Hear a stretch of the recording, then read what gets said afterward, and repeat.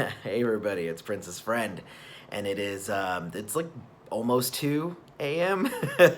on Friday. It's like almost 3 a.m. for me because I'm usually an hour ahead.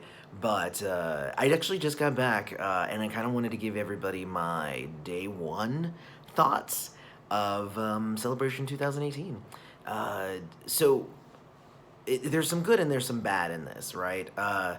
I would say that the first good was my friend. Her name is Jess, and she came and picked me up, and we went by the Electric Fetus, and we went and grabbed some food, and then we also went by the the Capri, and we went by the Purple Rain house, and I got to see the house that kid lived in. So I got to do a little bit of sightseeing, which was really nice. Then we were like, cool, we're gonna go and drop me right off at Paisley right at 11 so that I could go ahead and get started. And when we got there, I said, cool, here's my ticket. And they're like, well, where's your badge? And I'm like, oh, well, don't you give me my badge? And they said, no, you have to go over to that other hotel that's 15, 20 minutes away and then come back. So I was like, ooh. And I actually wasn't mad at first. And then, like, slowly as we were getting there, I was getting madder and madder. Now, the cool thing was is that when I got to the hotel that had the tickets and stuff, I saw Shelby J. She was in line trying to get her hotel room. So I was like I wanted to go. I was like, nope, I'm not gonna go say hi to Shelby J. But I love you. You have a great smile.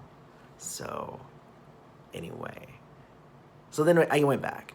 But what that meant was that the first thing on my itinerary, which was a panel discussion with Sheila E, I got to see like the last 5 minutes. So I was pretty disappointed.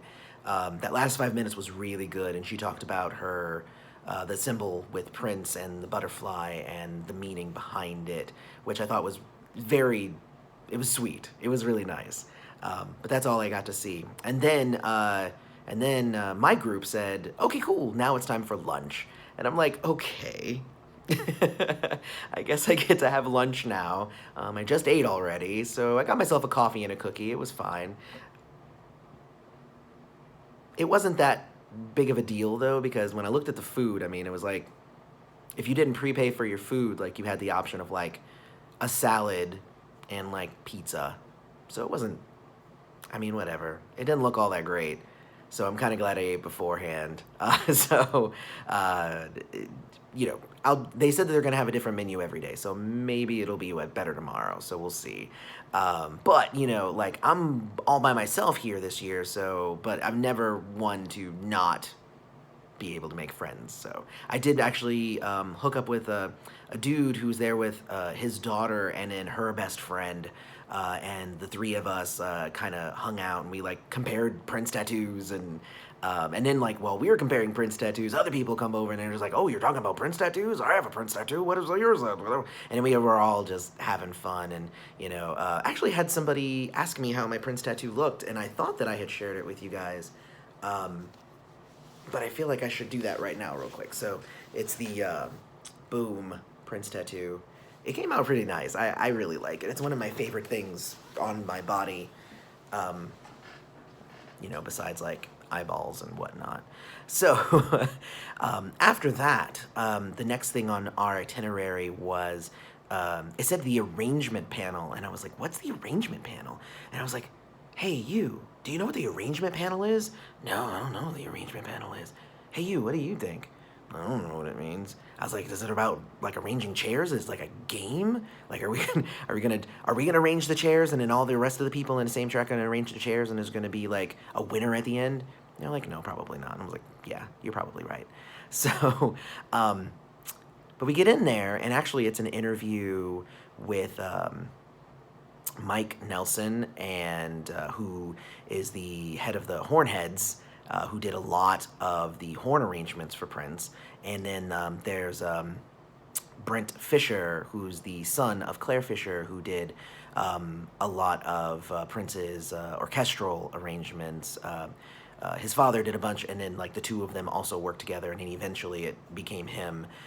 So that was actually really fun, and it was a nice discussion about um, how Prince treated the arrangement of horns versus strings, and like how each of them and their processes worked and how that contributed to the final product. So it was actually a really good conversation, and I would actually love to hear more about it. To be quite honest, so I actually really did think that it was a really good conversation, and it was slightly nerdy, and they were using like a bunch of like technical terms that I didn't really know all of them, but I was able to keep up. But it was actually a pretty darn good panel. After that was the secret concert footage, where it was actually footage from the first day um, that Prince did the Mike and a Piano tour. So it was footage from the very first show that he did, and it was, to be quite honest, it was just amazing. Um, like, it made me clap and cheer and smile, and it was crazy because like I was clapping and cheering, and like he wasn't hearing it, but like I felt like he was. But it was really really nice. Um, and then after that, Sheila E came out, and she did an amazing performance, and it was really great. She came out and she did kind of a medley from like Sign of the Times, with like Housequake and Play in the Sunshine, and obviously Sign of the Times.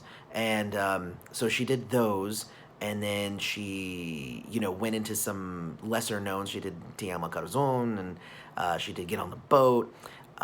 She did some like Erotic City. What the biggest thing that I noticed, she did, because she did a nice smattering of a bunch of different things. She ended up going from Prince songs to her songs, and then Prince songs to her songs, and then eventually ending on a Prince song.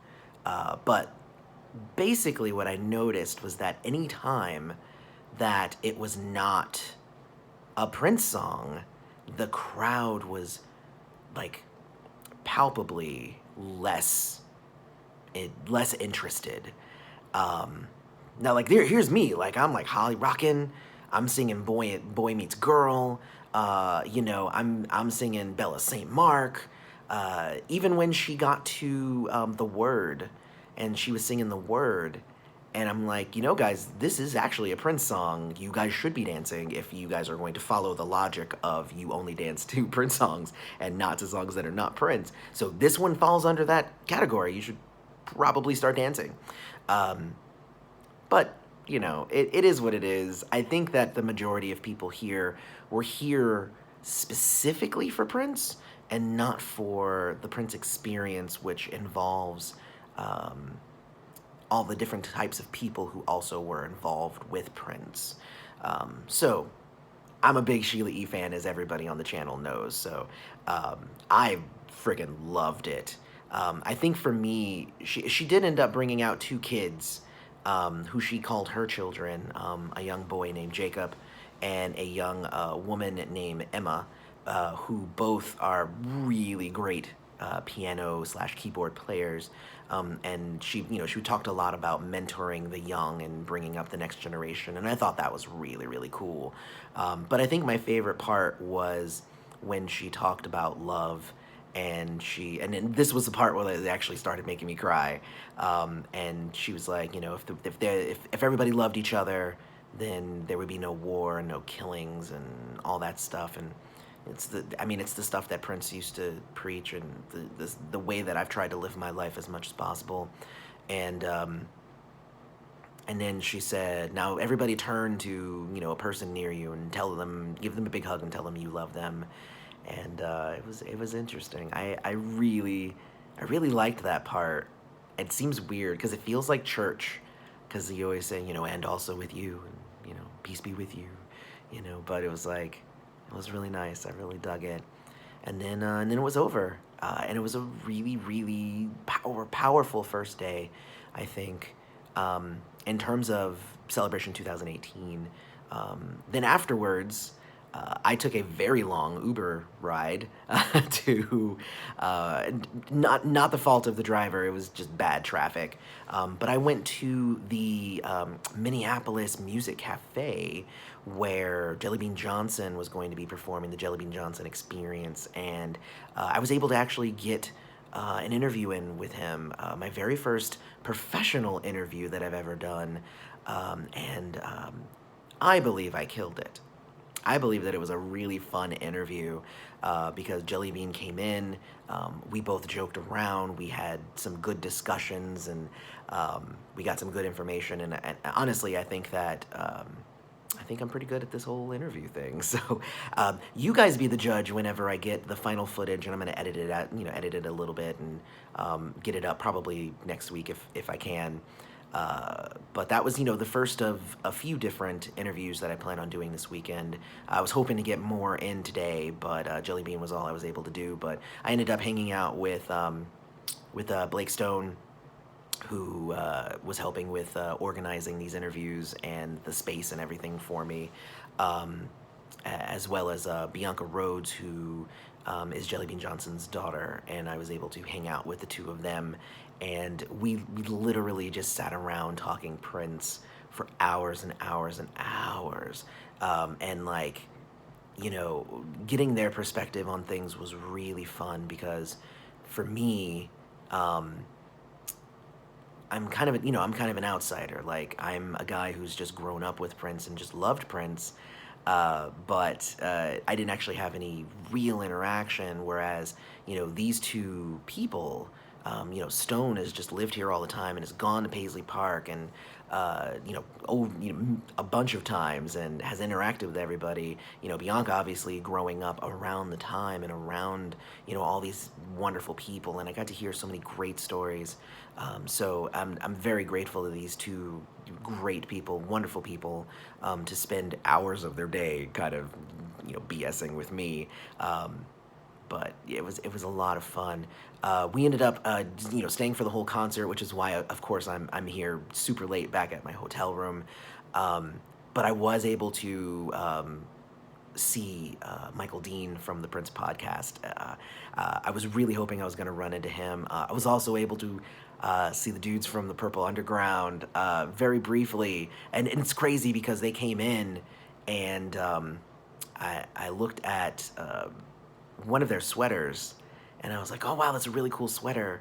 And then a little bit later I saw them again, and I was just like, but he had his hood up the first time, and then he had his hood down. I was like, dude, yeah, it's you. So, obviously I had to say hi to the Purple Underground. They're amazing, and hopefully they're having just as much fun as I am. But, oh, and then, I have to share that with you. And then one of the last things that happened right before I left the club was I turned to Stone, and I was just like, hold on, is that Ingrid Chavez? And he looked over, he was just like, I don't know, I don't think that's her. She has a lot of hair. And I'm like, no, Ingrid Chavez has hair now. And like, he went over there. He's just like, oh, he came back. I was like, was it? He's like, yeah, it really was Ingrid Chavez. She was leaving. And I was like, you know what? I'm ready to leave. If I missed my chance to say hi to Ingrid Chavez, I'm done. So anyway, gosh, this is only day one, and I'm having an amazing time. There was, a little bit of a kerfuffle at the beginning, but I think it's going to be smooth sailing from here. I'm really excited. Tomorrow is going to be,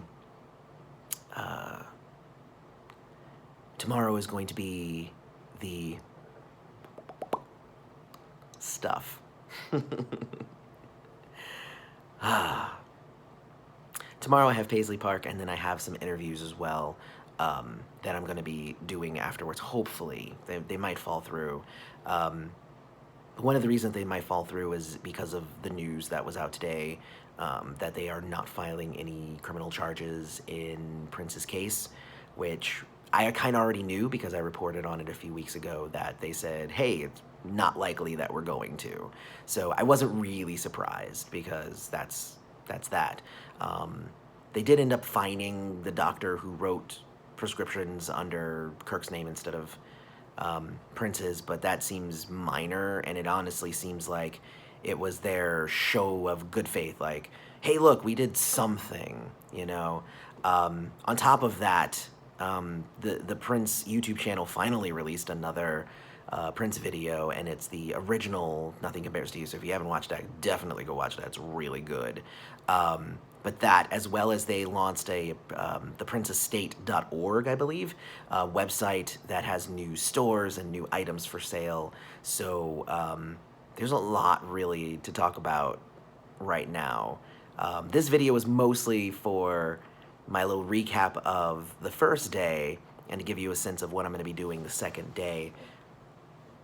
And obviously I'll do a recap tomorrow after I'm done with that. So, and that's going to include the Prince Live in concert, which should be good. I have a really good seats. I looked at my ticket and I'm like, those are really good seats. So hopefully it's going to be a lot of fun tomorrow, even more fun than it was today. So in the meantime, I know this is going up really late, so hopefully everybody's going to catch this in the morning. May you live to see the dawn, and I love you all. Have a good one. I'm going to keep having fun here. Bye.